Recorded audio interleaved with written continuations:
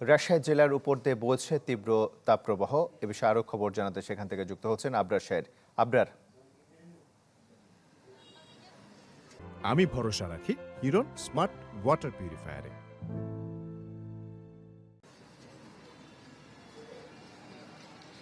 এখন পর্যন্ত রাজশাহীতে বৃষ্টির এই সপ্তাহে কোনো দেখা মেলেনি। তবে গতকাল সর্বোচ্চ তাপমাত্রা আবহাওয়া দপ্তর রেকর্ড করেছে এখানে 40 ডিগ্রি সেলসিয়াস।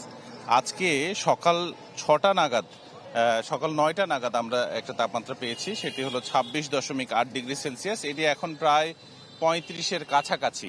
যদিও চলতি সপ্তাহে 36 ডিগ্রি থেকে শুরু করে তাপমাত্রা কিন্তু সর্বোচ্চ 40 ডিগ্রিতে পৌঁছেছে। এর আগের দিন গতকাল যেটা ছিল সেটা 39.5 ডিগ্রি সেলসিয়াস, তার আগের দিন ছিল 38 ডিগ্রি সেলসিয়াস।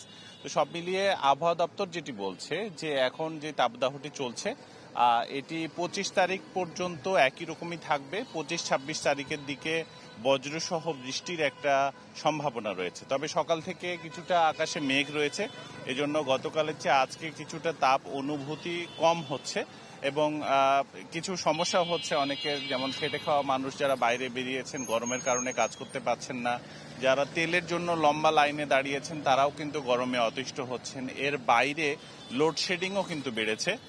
রাজশাহীতে বিদ্যুৎ বিতরণ কেন্দ্র যেটি রয়েছে নেসকো, তারা কিন্তু লোডশেডিং এর একটি চার্ট তৈরি করে দিয়েছে প্রত্যেকটি বিতরণ কেন্দ্রে। সেখানে দেখা যাচ্ছে 1 ঘন্টা করে সারাদিনে অন্তত 4 ঘন্টার একটা লোডশেডিং এর শিডিউল দেওয়া রয়েছে। তবে 4 ঘন্টা না হলেও 3 ঘন্টা সারাদিনে কিন্তু লোডশেডিং থাকছেই। ফলে জনজীবনে কিছুটা অতষ্টি, মানে একেবারে ঠেকে যাওয়ার মতন অবস্থা, গরমে খুবই মানে সমস্যা হচ্ছে। এবং চিকিৎসকরা যেটি বলছেন যে হামের রোগের সাথে সাথে কিন্তু বয়োবৃদ্ধ এবং শিশু যারা, তাদের যে গরমের যে রোগ, বিশেষ করে ডায়রিয়া, নিউমোনিয়া, সেগুলো কিন্তু হচ্ছে এবং হাসপাতালে ভর্তির যে বিষয়টি সেটিও বাড়ছে ক্রমেই। ফলে বয়োবৃদ্ধ এবং শিশুদেরকে ঠান্ডা রাখা এবং ঠান্ডা পানীয় দেওয়ার পরামর্শ দিচ্ছেন চিকিৎসকরা। এ ছিল আমার কাছে। আবরার, আপনাকে ধন্যবাদ। রাজশাহী থেকে আমাদের সঙ্গে যুক্ত হয়েছিলেন আবরার শাহের।